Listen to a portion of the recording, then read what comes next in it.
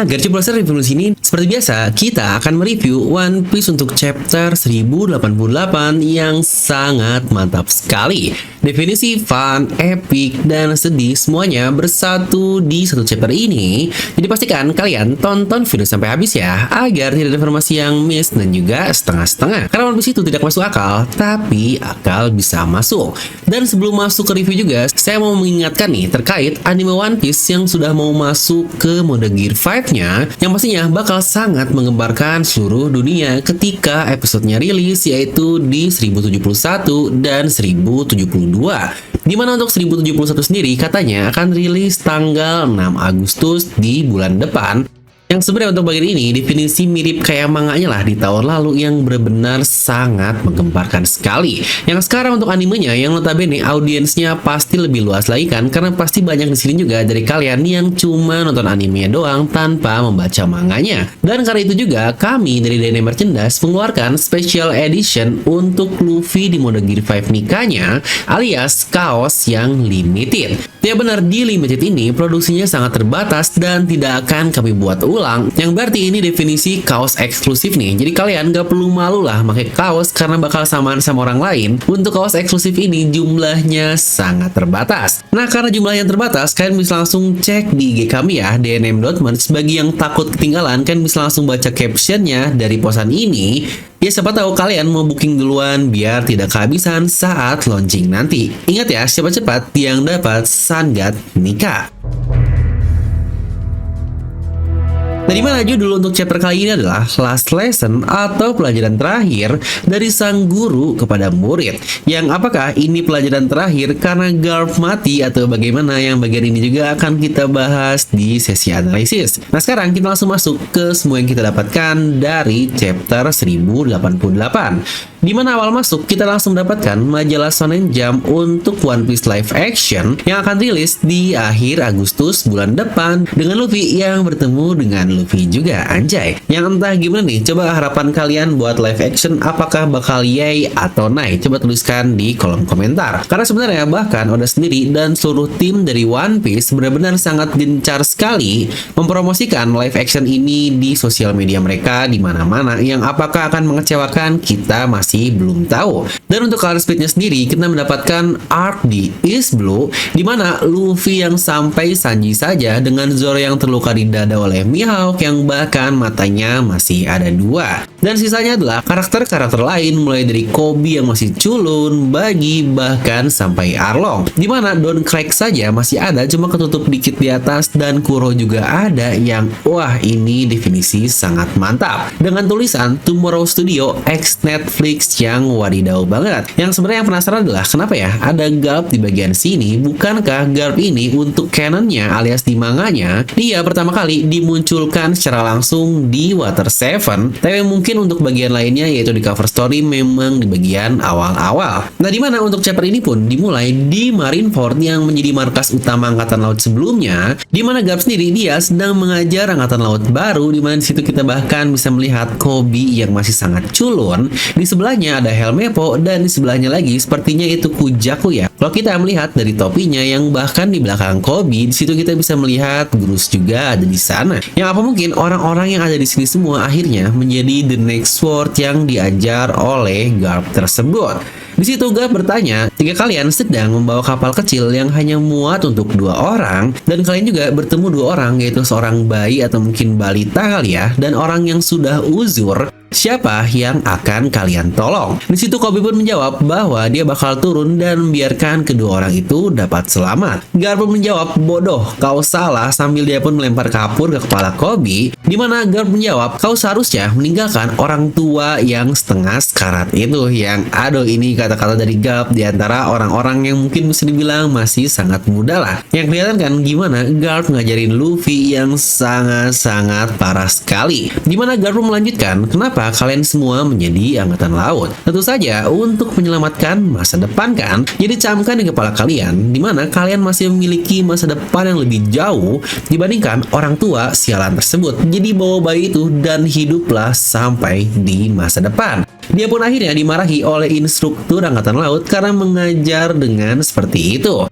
dan bilang bahwa semua nyawa itu adalah setara. Yang kalau dilihat dari gimana Garp yang ngasih ajaran tapi ada instruktur yang ada di dalamnya, ini mungkin ibarat Garp itu sebagai dosen tamu kali ya untuk ngasih pelajaran ke anak muda yang lain. Tapi sebenarnya kalau kita telah sedikit ya emang bener sih, kadang di saat kritis pasti bakal ada nyawa yang harus diprioritasin. Seperti contohnya di dunia kedokteran, di mana ada pasien yang survive rate-nya sangat kecil sekali dan ada yang tinggi, di mana dalam keadaan yang sangat kritis alias harus memilih, pastinya yang bakal didahuluin adalah orang yang bakal lebih mungkin untuk hidup. Tetapi jika kita ambil overall untuk konteks sebuah nyawa manusia, jelaslah nggak ada yang bisa menggantikan sebuah nyawa dan mereka semua sangat-sangat penting sekali alias tidak tergantikan. Tapi lucu juga ya, ini instruktur ngomong kayak gitu, padahal mereka sendiri alias Angkatan Laut melayani Tenryubito yang menganggap nyawanya lah yang paling penting di dunia ini. Yang aduh, lagi-lagi ada aja hal-hal seperti itu. Lanjut di mana di halaman selanjutnya kita pun mendapatkan sedikit flashback singkat di Amazon Lily, yaitu pasca penyerangan Kurohige,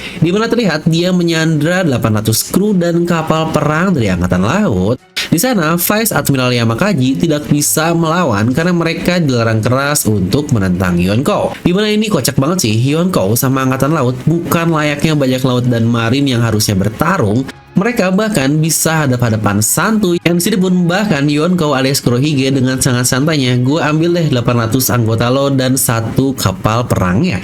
Dan situ Angkatan Laut bener-bener nggak bisa melakukan apa-apa. Dan Koby pun bener-bener melakukan apa yang dia lakukan dari kata-katanya dahulu ketika pelajaran bersama Garp. Dia menukar nyawanya untuk semua orang agar dapat selamat. Pak udah diwanti-wanti kan sama Garp ini bocah tapi masih bebel aja. Harusnya kalau dari sini kelihatan ya kenapa Koby ini cukup beban di chapter lalu, bukan karena jiwa kesatria atau apapun, tapi kayaknya emang sudah wataknya saja. Jika Koby ini adalah orang yang sangat baik sekali, makanya dia mau melakukan apapun untuk menyelamatkan orang lain. Lagi-lagi karena sudah karakter sangat wajar sekali. Nah, kembali ke timeline sekarang, di mana tangan Pizarro yang sudah mau mengenai kapal dan mereka pun sudah mencoba melakukan serangan meriam tapi tetap gagal, dan Tashigi dia memerintah untuk semuanya lompat ke laut. Yang lagi-lagi apakah ini Tashigi benar-benar nggak cukup mampu untuk menghancurkan serangan sebesar itu? Yang bahkan masih ada Kujaku yang bogat juga kita melihat di chapter lalu. Lagi-lagi apakah mereka ini cuma nonton doang dan nggak ngelakuin apa-apa? Yang aduh, ini definisi Garp bawa beban dan bukan bawa pasukan untuk nyelamatin Koby. Tapi ya lagi-lagi cukup wajar juga sih serial One Piece ini dimana power scaling tidak bekerja secara linear, alias ketika ada satu orang Rear Admiral atau Vice Admiral yang sangat kuat sekali, bukan berarti seseorang dengan pangkat yang sama akan memiliki kekuatan yang setara.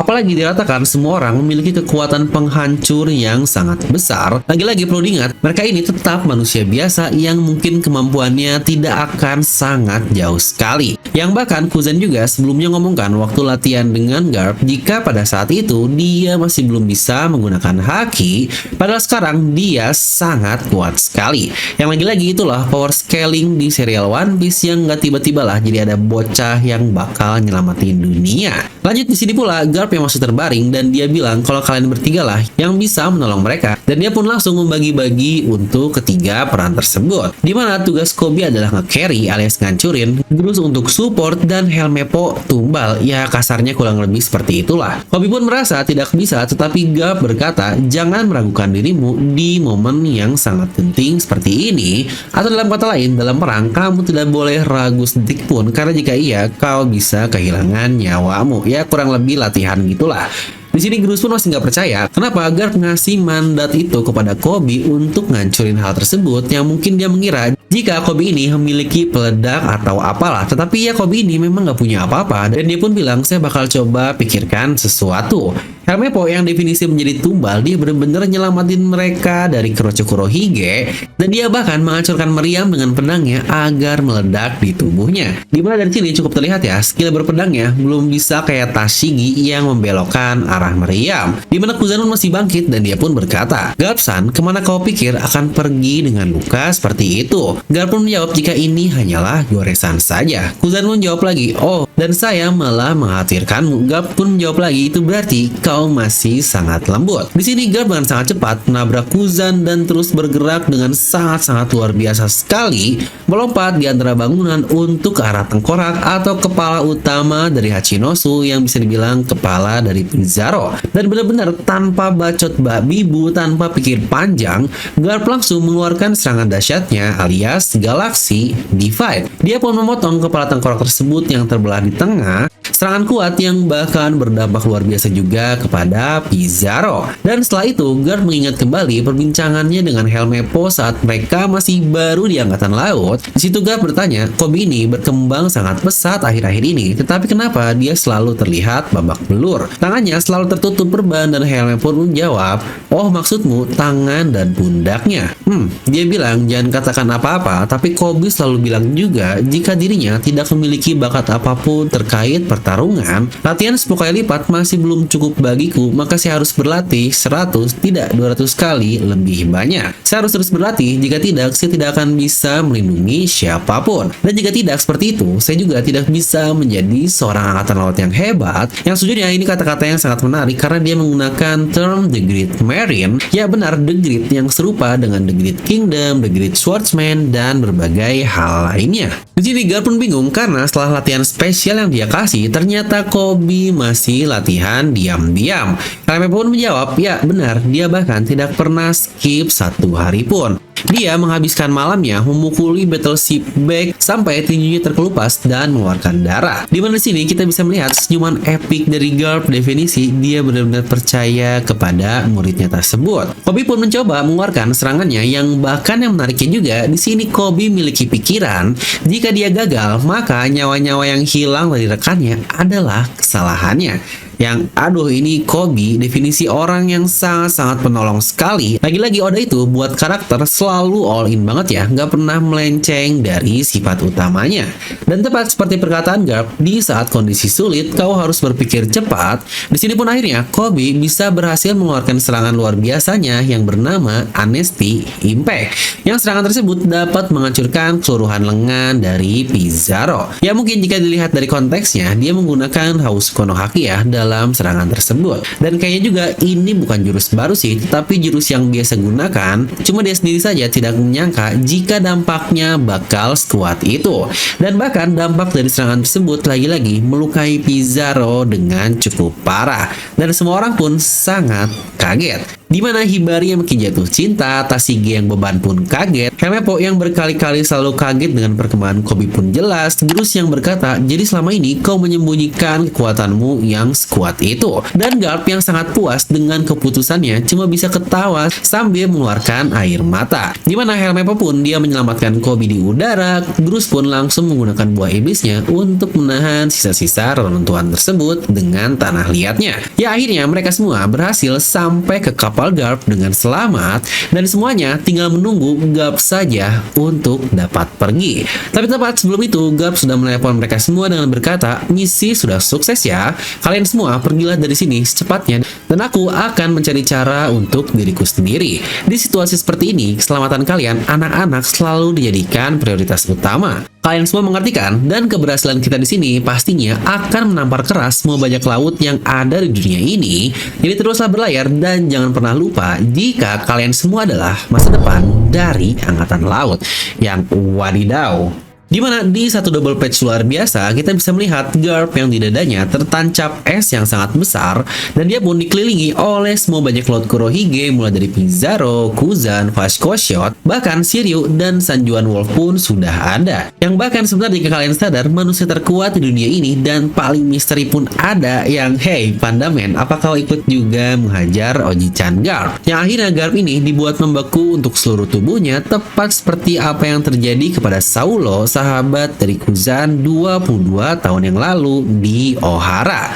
Di sini dia masih terus tertawa sambil air mata terus keluar pasca melihat anak-anak angkatan lautnya dapat berkembang pesat. Di sini kita diperlihatkan wajah Kuzan tetapi tidak full terlihat karena matanya tertutup yang mungkin sengaja nih Oda siluetkan yang entah apa yang terjadi, tapi lagi-lagi kita coba bahas dikit di bagian analisis. Chapter pun tutup dengan kata-kata narator, di surat kabar keesokan harinya, sang pahlawan legendaris Garp dikabarkan hilang dalam perbuatannya di Hachinosu atau Pulau Bajak Laut. Itu pun setelah berhasil menolong pahlawan muda yaitu Kapten Kobe. Namun masih ada kisah lain yang mendapatkan perhatian besar bagi dunia, alias insiden Egghead di mana sang kaisar Luffy si topi jerami harus menghadapi pasukan besar di Pulau Egghead.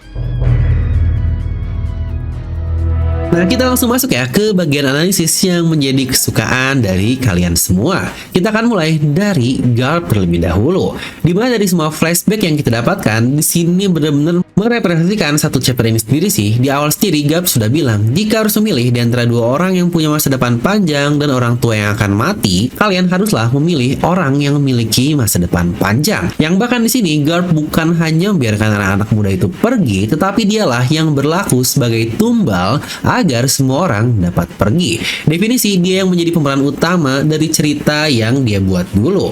Dan dari bagaimana ternyata Garp sangat fokus ke anak muda yang menjadi masa depan ini, cukup mirip ya dengan kata-kata Asuma bahwa raja adalah mereka yang harus dilindungi karena memiliki masa depan. Yang bahkan untuk keadaan akhirnya, misal ya Garp mati di sini pun sama seperti kekalahan Jiraiya oleh Pain yang menjadi murid pertama dari Jiraiya tersebut. Bahkan Jiraiya yang ditusuk oleh keenam Pain, dan di sini pun cukup mirip Garp dalam keadaan sama tertusuk seperti itu oleh Kuzan juga yang seorang muridnya. Jiraiya menghilang karena masuk ke dalam lautan sama seperti bagaimana Garp yang dikatakan menghilang di Hachinosu oleh narator. Nah, lalu apakah Garp benar-benar mati? Oke, mungkin dari judul chapter ini yang menjadi last lesson atau adanya flashback singkat sangat mengindikasikan jika Garp memang dibuat mati. Tapi satu hal yang sangat mencurigakan adalah narator, jika Garp memang mati, dia bisa berkata kalau Garp ini gugur dalam perang lah atau Garp ini dikalahkan. Tetapi kenapa dia cuma bilang jika Garp ini hilang saja? Yang lagi-lagi, bukankah itu sangat mencurigakan sekali? Mana keadaan terakhir Garp, dia ini hanya terluka oleh Kuzan lagi dan tidak terluka oleh yang lainnya, alias dia cuma dibuat membeku persis seperti sahabatnya yaitu Saulo. Ya bukankah kita semua tahu jika ternyata Saulo dia masih hidup juga? Apakah Kuzan ada maksud tertentu kenapa dia melakukan hal itu? Toh kita bahkan tidak tahu kan bagaimana wajah Kuzan, tetapi ada satu hal yang sangat-sangat menarik juga menurut saya. Coba kita analisis panel per panelnya yang sejujurnya ini bakal sangat mengesankan. Jika kalian perhatikan, dari es yang menembus tubuh Garp itu bahkan gak ada warna merahnya, alias itu adalah darahnya. Yang kasarnya, jika itu es digunakan untuk menembus tubuh Garp, pasti bagian ujungnya bakal muncul bekas darah. Ya seperti bagaimana lah benang-benang Doflamingo yang dia lakukan di Dressrosa lalu. Tetapi ini murni esnya sangat bersih sekali. Dan jika kalian perhatikan juga, beberapa halaman sebelumnya, Kuzan mengkhawatirkan Garp terkait luka di perutnya akibat ulah Shiryu sebelumnya, yang bahkan situ Garp berkata, berarti kau masih sangat lembut. Nah, apakah justru Kuzan malah menyelamatkan Garp dari luka yang ada di perutnya dengan cara membekukan darahnya agar tidak terjadi pendarahan? Dan dia pun sengaja membuatnya seakan-akan itu menembus tubuhnya. Yang tidak hanya itu, bahkan Kuzan membekukan seluruh tubuh Garp yang entah untuk alasan apa. Apakah untuk menyembunyikan jika Kuzan ini benar-benar setia kepada Kurohige dan akan membunuh Garp ini atau bagaimana, kita masih belum tahu. Di mana fakta Oda menutupi muka Kuzan ketika dia melakukan tersebut pun itu sangat mencurigakan sekali. Yang apakah dia menangis jika kita melihatnya secara sekilas? Karena jangan lupa dia pun pernah berkata belum lama ini kepada Smoker di Pang Hazard jika Kuzan masih sama seperti Kuzan dahulu. Padahal tentu saja pada saat itu dia sudah menjadi kru dari Kurohige kan. Yang kira-kira apa nih yang bakal terjadi, terutama rencana dari Kuzan ini. Nah, dan terakhir menurut saya terkait serangan Kobe ini, apakah dia mengaktifkan Hausoku no Haki? Lagi-lagi jika kita lihat bagaimana petir hitam ada dan efek serangan tersebut, menurut saya iya sih. Jika Kobe baru saja membangkitkan jika dia memiliki Hausoku no Haki, yang bahkan dampaknya cukup mirip seperti Galaxy Impact dari Monkey D. Garp, yang saya sangat yakin jika itu pun menggunakan Hausoku no Haki. Walau tentu saja masih jauh lah level kekuatannya di antara serangan Kobe yang baru bisa seperti itu dan serangan Garp yang sudah sangat biasa. Tetapi lagi-lagi kekecewaan saya untuk chapter ini adalah Bogart kagak dibuat aksi oleh Oda Sensei. Pada satu karakter ini sering cukup ter-highlight dalam beberapa kali. Serta juga kenapa kita tidak diperlihatkan aksi dari Grus ini, padahal dia ini memiliki buah iblis tanah liat yang sebenarnya dia bisa saja menciptakan objek yang sangat besar dari tanah liat tersebut dan menghancurkan tangan-tangan itu, tetapi dia malah ikut-ikutan panik juga. Atau bukankah di chapter ini kita melihat dia bisa bikin jaring laba-laba dari tanah liat yang sangat besar, yang seharusnya pasti dia bisa membuat sesuatu yang lain untuk menolong mereka semua, yang akhirnya dia cuma menjadi support doang dengan kemampuan yang sejujurnya sangat gila sekali. Nah, lalu bagaimana pendapat saya untuk chapter ini? Yang seperti yang saya bilang ya, ini chapter dimana semua emosi benar-benar lengkap, dari terharu, sedih, epic, fun, yang bagaimana Garp yang sangat happy sekali. Karena jika kalian sadar, Garp ini full senyum diperlihatkan di satu chapter ini, terutama dia sampai senyum menangis ketika melihat anak didiknya dapat berkembang sangat pesat. Kalau mungkin cukup kecewanya aksi Garp yang terlihat begitu saja, jadi akan saya beri nilai untuk chapter ini 9 dari skala 10. Ya mungkin memang ekspektasi kita aja nih yang terlalu berlebihan ke satu orang tua ini, makanya banyak yang merasa sangat kecewa ketika Garp hanya dibuat begitu saja. Tapi gimana coba kalau menurut kalian? Coba langsung tuliskan pendapat kalian ya di kolom komentar di bawah. Dan seperti biasa, semoga kalian terhibur dengan video review kali ini. Like aja kalau kalian suka, dislike aja kalau nggak suka, jangan lupa share video ke teman kalian. Gue Devin pamit and I'll see you guys next time.